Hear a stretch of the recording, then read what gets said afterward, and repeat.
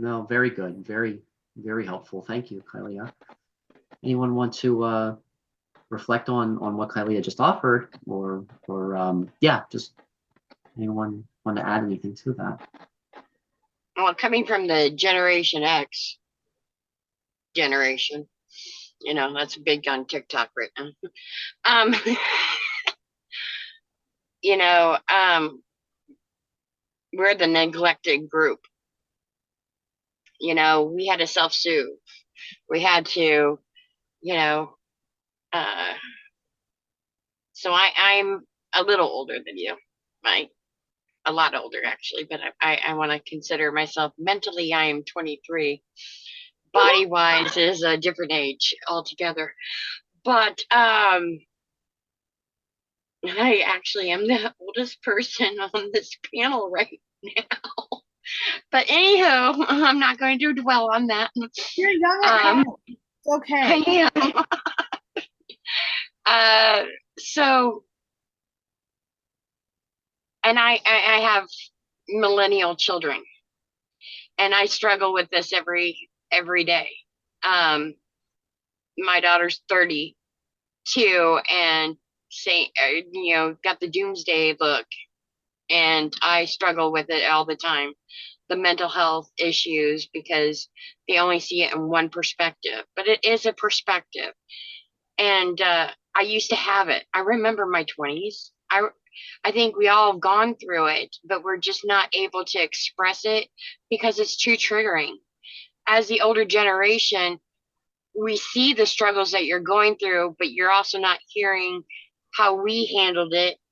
Yeah, it might not have been the best way, but we pushed through, and we're still here, we're still surviving. But you want a better way, because obviously, everybody's about change, but sometimes, the old, put on your big girl panties. Have you ever heard of that saying? Sometimes you just got to put on your big girl panties and just do it, even if you don't feel like it, or you don't have the emotional or mental capability because you're exhausted. Coming from my own experience, I was a single mom of two special needs children. I worked 6 jobs. I was homeless with them in a car. I worked my ass off to get what people would call working poor. And monetary goals were never my ultimate goal. I dreamed about winning the lottery so I could pay my medical bills, that kind of stuff. I didn't have any help from mommy and daddy. There was no mommy and daddy to help because they were poor. I remember eating cookies, monster cookies, which I hate to today, at 8 years old for a whole 2 years for breakfast, lunch, and dinner. That's all we got. So, and people don't realize, Reagan, when the recession happened with Reagan, my parents were, middle class, but working poor, what they would consider working poor, blue collar people. And good people just couldn't get a break. Nobody taught finances, you couldn't YouTube it, to make money. And we come from a generation of nothing's free. It always costs. It might look free at the time, but it ain't ever free. And it is a hard program to get out of. And, we survived, or we were taught, we're the second generation from the baby boomers, which you were raised by. We're the second generation, so we got better than our parents. We had the more opportunities because everybody was supposed to go to college. It took me 15 years to finish my degrees because I always had babies and taking care of everybody else. And somewhere along the line, Gen X, we forgot ourselves. along the way. We thought we put everybody else's opinions more important than our own. So now we're just coming into our kids are grown, and in my experience, it's like, oh my gosh, I have a voice. I'm going to utilize it, and hopefully for the better, you know? So I think it's, yeah, I agree with her to some extent. Is like a different language. We're saying the same thing, but in a different way. Nobody's hearing each side's pain, but there's pain on both sides. In every generation, there's always got to be some pain. It's like a whole collective that has to feel a certain way. It's like the bigger collective is learning that experience. And that's how I see it when it breaks down to generation. You know, I know my parents had it really bad, you know, because before then, you know, you got beaten. You didn't get spanked or timeouts or anything like that. You got beaten. And you're lucky if you can walk the next day, you know, and, you know, abuse was rampant, and it was acceptable, and it was acceptable by other people doing it to your own children. You know, it was acceptable violence. It was the key, you know, and we have learned, but I don't see that the generation other, you know, my children have seen the growth that with inside myself and breaking those cycles either. You know, it's just accepted that this is the way it should be, only because I created it for them. They don't realize, you know, the sacrifices that you have to create it either. I think it's just going to be one of those, how do you bridge it? I think you just have to be open and curious. I think that's the only way, and not take things personally. Because when people say certain things, I want to, like, you know, part of me wants to just say, hey, you don't know. You weren't there, you know, of what other people have gone through. Shoot, people look at me and they don't even think I've ever been homeless in my entire life. But I mean, 5 times I've been homeless, you know, with children, without children, you know, not eating for 7 days because I didn't have the money, you know, but I'm still driving a nice car and living on God's grace, and still pretty chubby to show it. And got a sense of humor about it, because it is what it is. There's a reason why my generation says that, because we get the lemons and we make the best lemonade that we could. We're talking generation, that would be my perspective, kind of thing. And I'm going to leave it there, because I could probably go on and on and on, because that's just me. I could work it to death.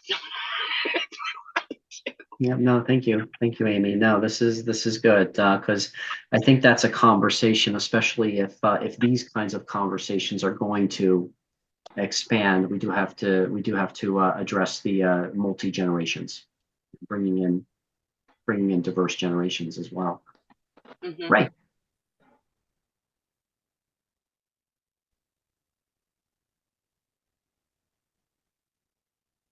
Yeah, that kind of gives me an idea for conversations. Maybe it would be an idea for a living library to have a millennial talk to a boomer, a millennial.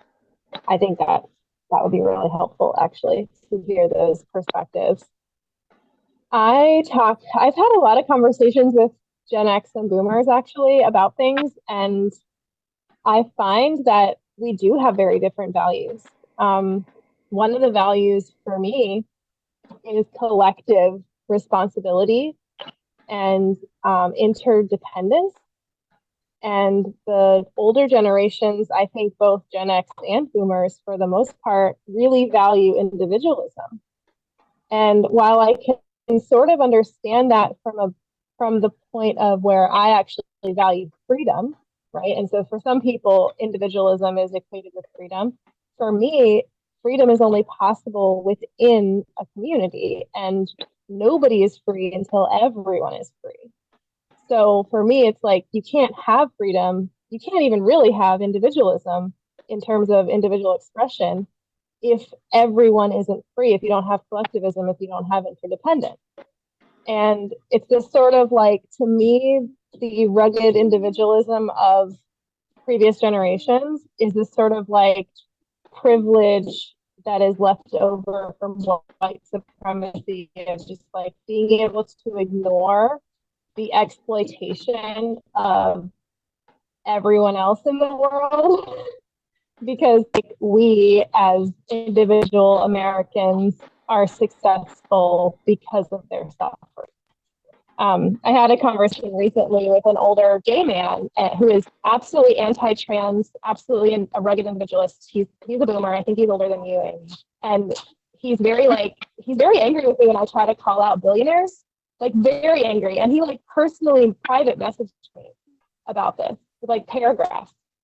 And I was like, it sounds like you really value individualism, and I think that the billionaires are responsible for what they have done in terms of exploiting every other class. Like, they are responsible to us because he thinks that they don't have a responsibility to the collective. He's like, they should just be allowed to have their money and be happy. They earned it. And I'm like, no, dude, they didn't. They exploited everybody, or they got lucky. And he tried to talk about how they're philanthropists and all this stuff. And I'm just like, just because there are a few people who like donate some money to a good cause doesn't justify their existence, you know? Maybe they do it so they can sleep at night. Like, I don't know. But I just find it interesting, like these conversations, it's really important to get down to the values, because I think at the end of the day, we can find shared values intergenerationally. And the key is finding those shared values and saying, like, we might have different strategies, you know, like a lot of the older generation is like kind of looping back to the organizational question. Why don't you, if, you know, you're a school teacher, why don't you work for the public schools and work to reform things from the inside? And I'm like, because that's not how it works, guys. Because like, how many other teachers have tried to do that and utterly failed? I would be fired within a month. You know, like, because my ideas are so radical that they just don't fit within that organization. The organization itself would be threatened by my very existence in that system. And so it's kind of like even somebody trying to change the justice system by becoming a lawyer. You're literally learning a whole system of laws that isn't even real. It's made up. And it's part of an oppressive, exploitative system that is literally designed to put Black and brown people in jail and exploit their labor. Like, that's literally why the prison system exists, is to imprison and kill Black and brown people. So, like, and I would say probably the poor people as well. But I feel like it's important to point out, like, the real reason why it exists, so that slavery can continue to exist, even though it technically doesn't. And until the older generation is willing to like acknowledge that and understand that, like, yeah, it's not your fault. You guys didn't know this was happening, that your government was doing this. And I actually genuinely believe that the very first settlers of this country, most of them were trying to make friends with the indigenous people, were trying to assimilate with the indigenous people. It was the government that came in and fucked everything up. They were like, these people are a threat, we got to kill them. And probably a lot of the poor white people who came here to try to get freedom from whatever oppressive system that was happening in Europe, they probably wanted to be on the side of the indigenous people, but they couldn't. So I'm not saying it's not an individual problem, it is a systemic problem. And I think the older generation just gets defensive when I'm like, wow, yeah, the systems, they feel like, well, we're the ones who allowed the systems to exist. And it's like, some of the time you didn't. Like, I'm not responsible for Biden being president or Trump being president. Like, I'm not responsible for these systems. I'm just one person. But I am responsible for doing something about it, to do whatever I can to dismantle them in whatever small way that I can.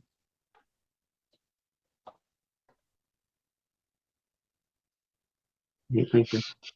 Yeah, go ahead, Amy. So I want to comment on that because this is the conversation I'm having with my daughter, and give a little piece of wisdom that I gave her. Reason why we are micro instead of macro, because she's a macro thinker as well. And reason why I am a micro is because that's my world. They made us so small, a generation so freaking small that all we had control of. And if you understood that, you might see a different perspective of that generation. We had no value. We had no worth. We were forgotten. My parents didn't know where I was at 1, 2 a.m. They didn't care because they worked so freaking hard. They passed out at 10 o'clock. You know, they were so busy trying to put a roof over our heads and everything like that. They didn't have time. We were the latchkey kids, meaning that there was no babysitters to make sure that we were okay. We couldn't go to the doctor. Shoot, my 4-year-old older brother was watching me at 4. And me and my younger brother, well, my brother lost his life because we were the latchkey kids. Because me at 4 and my 8-year-old brother was responsible for my 2-year-old brother.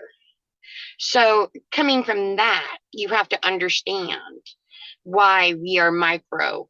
It's survival of the fittest. And then we do look at the big picture, and we are rebels. We are the main rebels, because when we were screaming, hey, we need help, hey, we this and everything, we were outcast.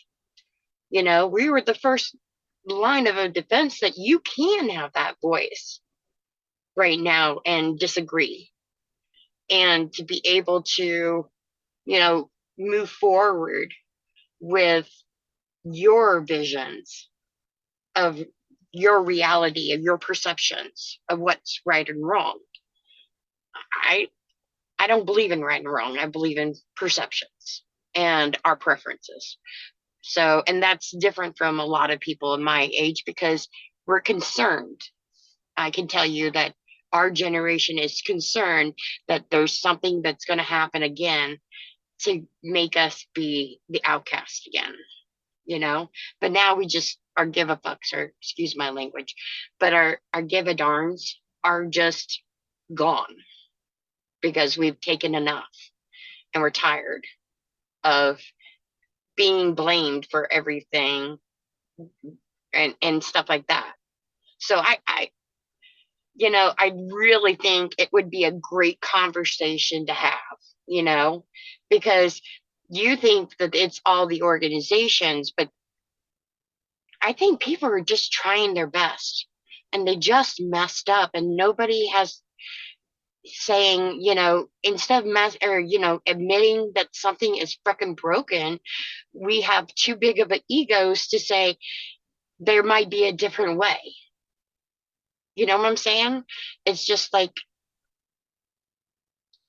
nobody wants to admit that the system's broken, because the system has been there for so long, and it's time for it to crumble down, of course, and we're going to have these conflicts. But you're right.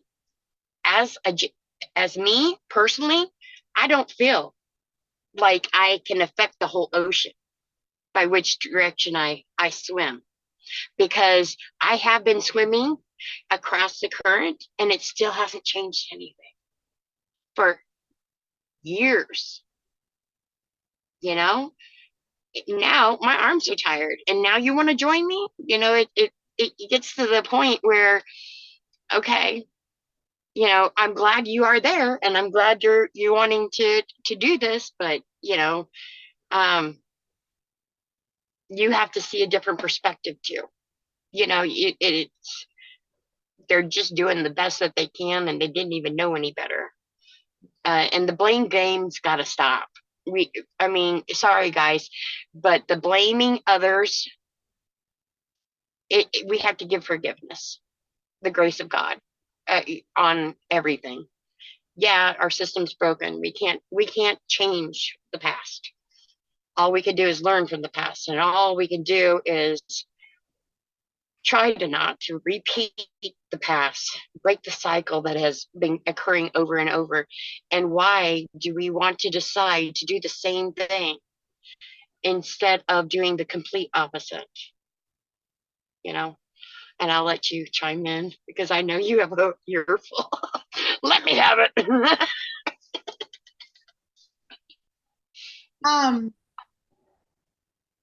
You know what? I'm not even going to preface this. You know me. We know each other well. Yeah. I know I can be blunt with you because I know you can take it. I feel like, first of all, the word blame is wrong because, and I know, right, but because it's not about blame. And I know that some people do blame. I won't deny that, but it isn't about blame. It's about accountability. And it's not just for the older generations, it's for my generation and all the generations underneath that as well.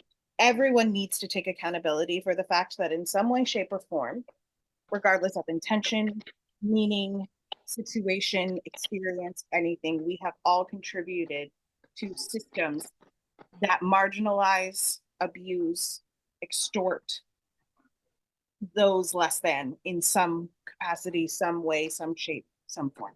That's the reality. And we like to say, like, let's not play the blame game, and people were doing their best and they didn't know any better, and you know, and all of that is completely valid and entirely true, and you know, 100%. And also, that doesn't change what's currently happening. That doesn't change the fact that every single one of us played a role in it. To some, even my generation, we also played a role in it. There's a reason why people think that millennials are selfish. I won't deny that. We absolutely can be self-obsessed.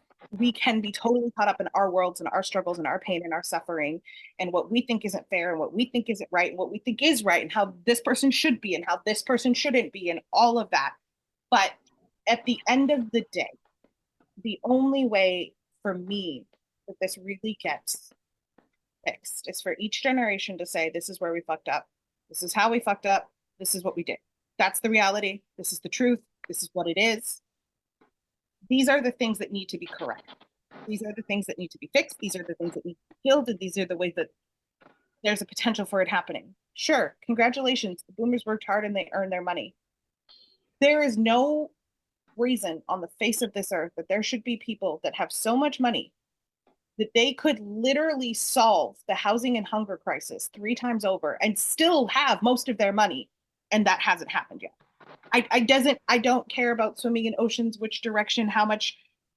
There is no reason. But the reason that it continues to happen is because we get caught up in these things where it's, you know, we did our best, we didn't know, and then our side is going, well, congratulations, you did the best, you didn't know, you should be paying attention now. Neither of those sort of point of views are helpful. What needs to happen is the conversation needs to shift into, yeah, you're right. We contributed in this manner. Yeah, you're right. We didn't really hear your point of view. We didn't really see your pain, and we kind of went on the defensive. That's not cool. You know what? We were selfish in this respect and got caught up in this, and this is what happened. Accountability taken. What do we do now as a collective? How do we, even if it doesn't make a massive out there world impression immediately, subtle changes change things. I went from feeling like I didn't want to live when I woke up every single morning, being completely isolated and alone in this city. I didn't even have my family to fall back on and reach out on. My friends in the States were like checking in on me daily because they were like, we don't know what is going to happen because they're completely by themselves. They're not doing well. They're not safe. To making tiny, subtle little changes that didn't seem like they were massive to now having an amazing community who I have been able to do outreach with that amazing community for other people. And I'm seeing it. I'm seeing it every single day in the little choices that we make. I'm seeing how the ripple effect it has on the people around me, how my kid now talks about spiritual and supernatural stuff that my mom hates. But my mom knows better. She's not going against my kid because the subtle changes that I made in my world and my community ripple affected to her. And so even though she's like, stepping back, my mom was the queen of you pull yourself up by your bootstraps, you put on your big girl panties and you get to work and you just push through. To now, she has openly acknowledged that a lot of my suffering in my early years was because she didn't stop and take the time to try and understand my pain. And it was because, she's also Generation X. That was the generation she came from. And she very much so, like, no one cared about me. No one cared about what happened to me. Like, I was forgotten. I did the best that I could. And I acknowledge that. I applaud her for that. It doesn't change the fact that now also, and this is the other thing, we live in a society now where children kill themselves every single day because they wake up and it doesn't matter if it used to be that you would go to school, you get bullied, but you could go home and get away from that. You could shut your door. You could, you could have solace. You could get away from it for like 10 minutes. You could get away from all of the like pressures of like, you need to look like this, you need to act like this, you need to talk like this, you need to dress like this. How can they can't get away from it now. There's literally, it doesn't matter what they do, there's no escaping it. It literally follows them home. They get home, and even if they don't look at it on their own phones, if they happen to look at a laptop that's connected to their phone, they're going to see all of these hateful messages. They're going to see these Instagram streamers and all of these people that are living these lives that look, and that's where again it falls in the earlier generations, where the earlier generations sometimes are not looking at that or seeing that either. Just like you guys were forgotten, so have these children been forgotten, because parents' solutions now are TV, iPads, TV, iPads, video games. Here's $100, go to the mall. I can't. Like, it's the same kind of forgotten energy, but the difference is society is almost actively hunting these children now. Before it was like mishaps or like, exhaustion, neglect. This is now like our children are being systematically hunted by society and by corporations and capitalism. Capitalism is literally hunting our children. That's what's happening. They're hunting our children because we are starting to ask questions they don't want to answer.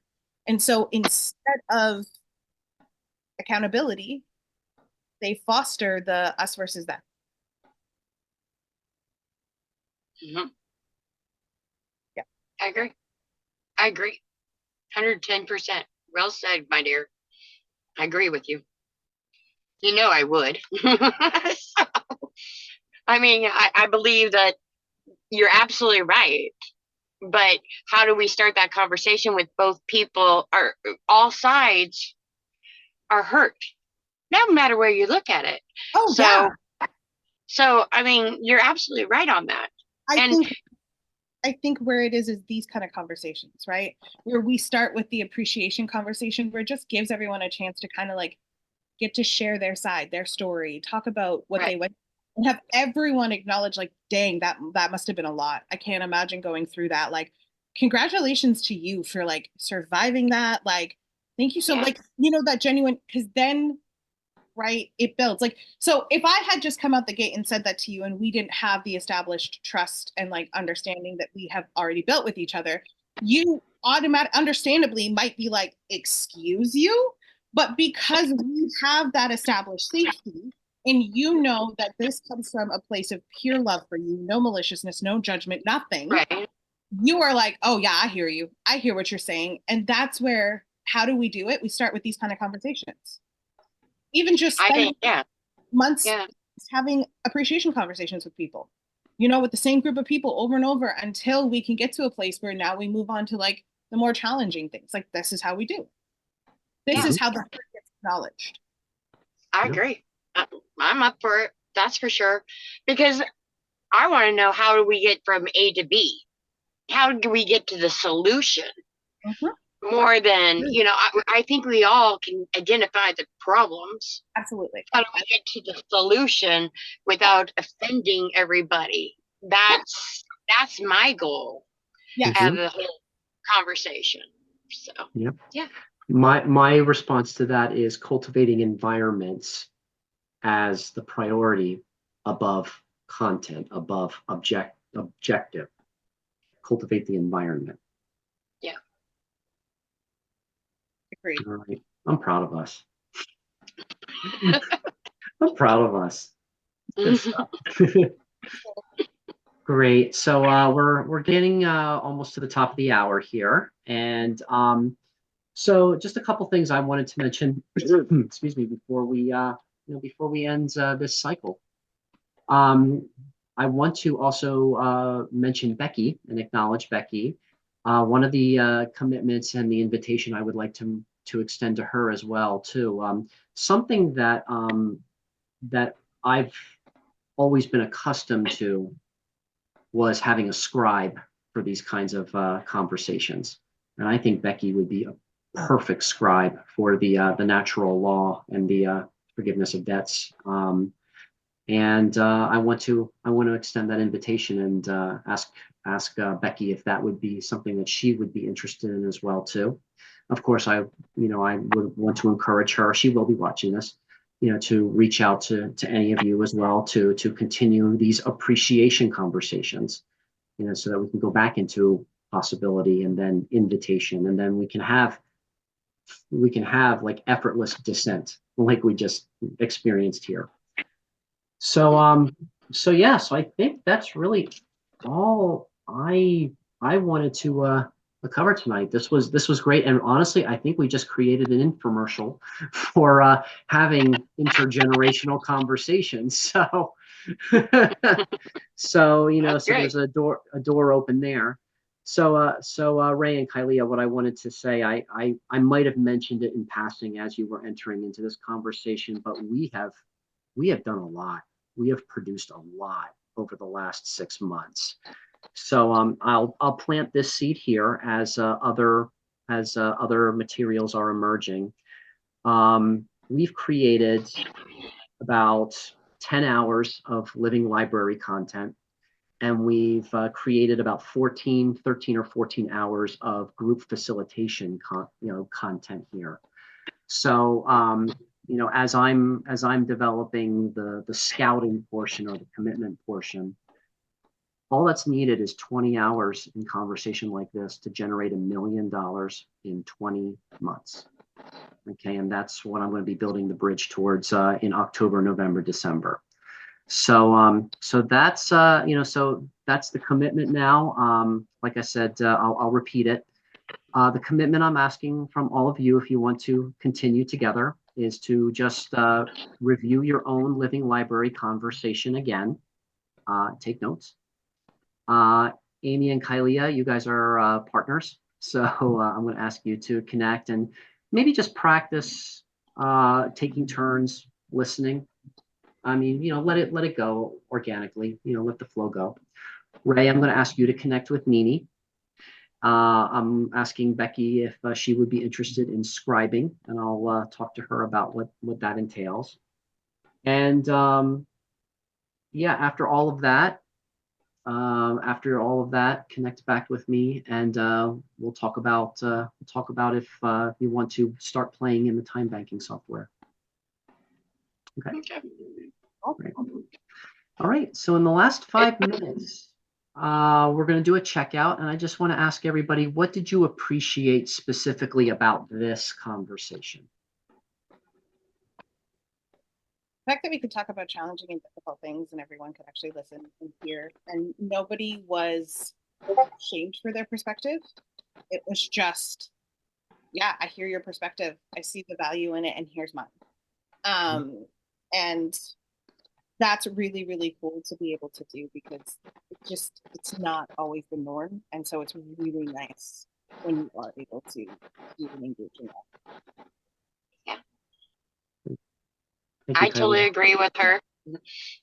I mean, like-minded people, we just I appreciated the feedback, you know, the understanding, the feedback, the coming up with, you know, what we just demonstrated exactly what this whole thing was about. So in that little short period, which is awesome, which is having the best conversations, those rough conversations, and learning how to express ourselves with detachment, you know, but on the same goal, which is to improve overall heaven on earth kind of thing, kind of aspects, you know, which is just delightful. I mean, I'm giddy of, I know you can't see it because I'm very conservative, my Generation X, but I am giddy that we actually accomplished that, you know, and you should be proud, Mike. You should be very proud of what you accomplished today. So kudos to you. Thank you. Well, we did it. We did this together. So nobody ever does really anything alone. So we did this together. All right. Ray, what did you appreciate specifically about this conversation? I first of all appreciate that I was able to participate. I was not expecting to be able to. So I appreciate that, and I appreciate just the openness as usual. I feel like this space somehow creates this like what we've been talking about a lot, is like brave space where we feel like we can speak our truth. And even like Kylia kind of prefaced what they said earlier, where she was like, I know I can say this. And just saying that, it means that like we've cultivated trust, and that, you know, just being like, this is our, I want to say quote unquote last conversation, but like it's a transitional conversation into whatever's next. I think that that's a really great way to like wrap things up. This sort of I don't know, like proof is in the pudding kind of thing. Like Amy said, we just did it, you know. Ma'am. No, thank you. Stop. Lemon, go. Sorry.